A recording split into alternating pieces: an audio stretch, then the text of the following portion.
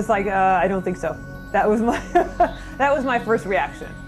We knew it was an uphill battle, but we were very, very pleased to hear that the state of Washington was willing to take it on.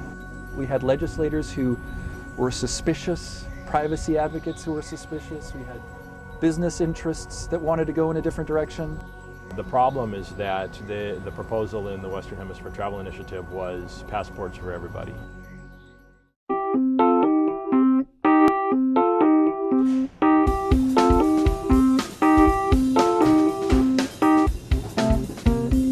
The bulk of our business is international ferry transportation. We carry about 350,000 people a year between Seattle and Victoria. So few people have a passport that we thought that would be crippling to our business. There were a lot of people involved in the tourism industry and the trade industry that thought it was a very good idea. We're trying to find a solution to something rather than just a passport. The State Department just lacked the capacity and the funding to be able to provide every American citizen with a passport, and they were beginning to explore passport alternatives.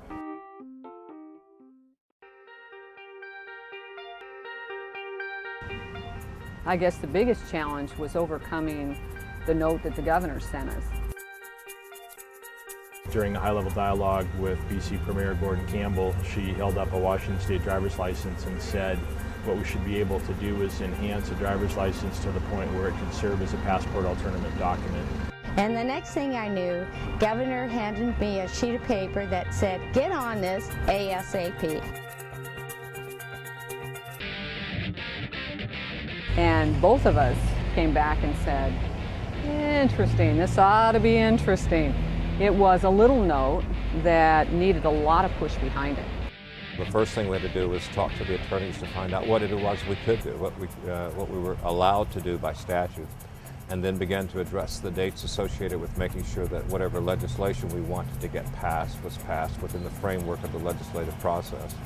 The fact that we didn't have a great relationship before with the federal government on these issues, the state had denied Real ID, we had made several complaints about the way the federal government was pushing us into some policy directions we didn't want to go. Congressman Reichert, who was on the Homeland Security Committee and the Republicans were in the majority at the time, was very interested in this issue, had the ear of Secretary Chertoff, and he was able to get some of our information on the Secretary's desk.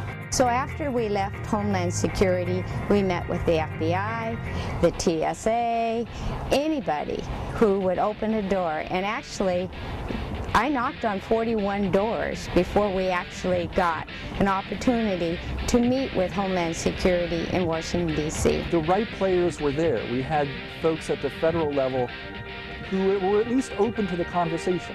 And once we talked, once we presented our ideas, once they set their requirements to us, we saw, there is a path forward here. We could either shape our future or we could have Witty and Real ID shape it for us. We knew what we wanted for the citizens here. We found out what the minimum requirements were going to be. And once we knew that, we knew we could do it.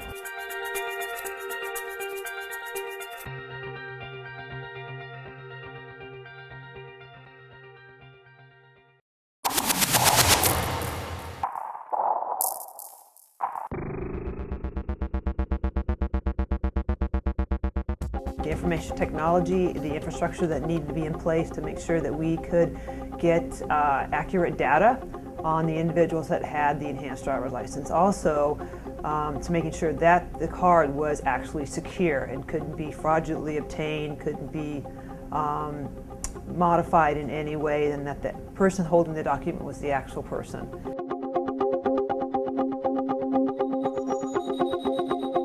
I think the biggest hurdle was the design of how we were going to get the data to the border in a timely manner, so that when you drove up with your enhanced driver's license, from the time it read the chip until the Border Patrol personnel had the picture and all the data, was less than a second. It has a chip in it that a traveler merely has to hold up to one of our antennas as they make entry into the United States, and it instantaneously grabs that person's identity and displays it to our officers.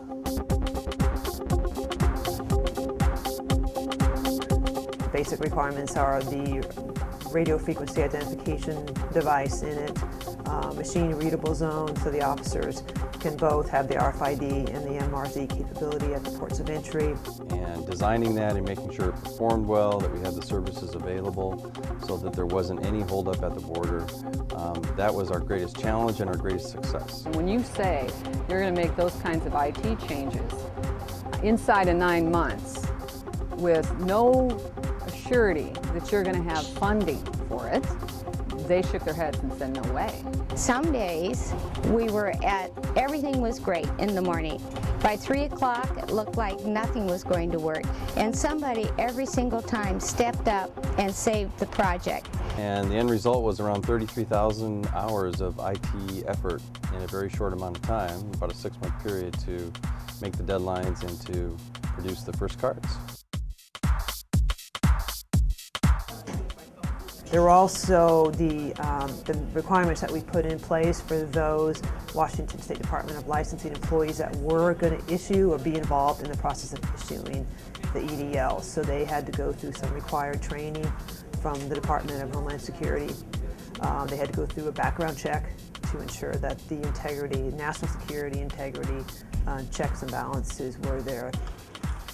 The other challenge was just educating our officers to making sure that we were educated that this was a secure document and this was a WITI compliant document to be accepted in the land and sea environment. The Department of Licensing, working with Homeland Security and the State Department, did a very good job of getting the word out to the inspectors. We had no problems whatsoever in terms of inspectors saying, what is this? We're promoting a brand new program. We don't have any other model in the country to work off of. We were making amendments on the fly to have it happen. We had legislators, for example, that at last minute were incredibly concerned about our commitment to marketing the program.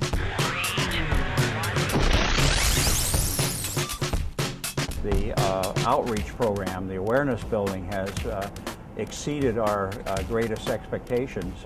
Seeing Megan Black on television routinely. Hello, I'm Megan Black, traffic anchor for King 5 News. Soon a passport will be required for I can't begin to count the number of times I saw her. I can't say enough about the partnership that we had with the federal government. For only days, but our spirits soar for weeks. The salty air, a comfy chair, a place we can unwind. But what it is we really miss is the home we left behind.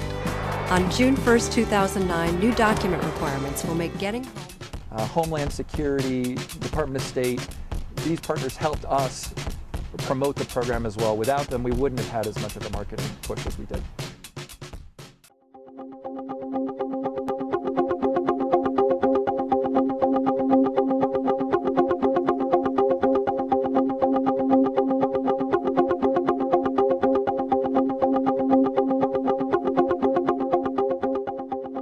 Why did you decide to get an EDL? Because, well, I'm a truck driver now. I just finished school, and it makes it easy for the border crossing. It makes it so that you don't have to come with additional documentation. It's all ready to go. Just pull it out, go right through.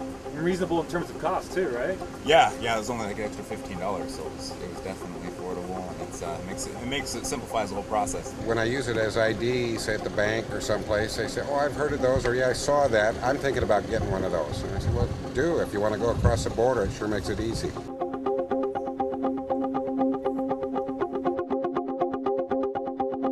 It was truly the partnership and Washington State understanding the Homeland Security mission and the fact that this needed to be a secure document. They had to step up and meet those challenges. They were willing to pioneer this as the first in the nation and step up to the plate and make that commitment. The Seattle Passport Agency has greatly appreciated the collaborative relationship we've had with the Washington State Department of Licensing as we've led up to the June 1st, 2009 implementation of the final phase of the Western Hemisphere Travel Initiative.